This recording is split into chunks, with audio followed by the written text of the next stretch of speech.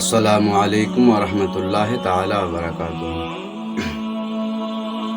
আজকের বিষয় হচ্ছে দয়াল নবী মুস্তাফা 40 বছর পরে নবুয়ত পেয়েছেন নাকি 40 বছর আগে পেয়েছেন। তো যাই হোক, জিবরিল আমিন রাসূলুল্লাহর বারগাহে হাজির হয়ে বলছেন, ইয়া রাসূলুল্লাহ, ইয়া হাবিবাল্লাহ, আপনার বয়স কত? দয়াল নবী মুস্তাফা বলছেন, জিবরিল, আমারটা বাদ দাও, আগে তোমারটা বলো।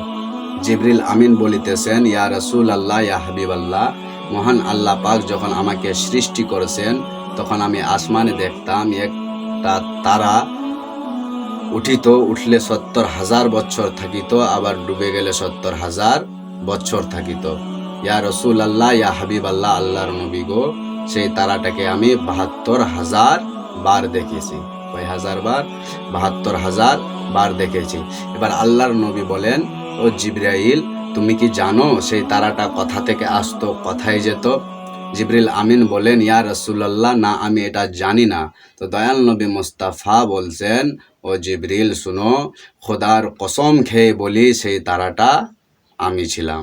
সেই তারাটা কে ছিল? আমি ছিলাম।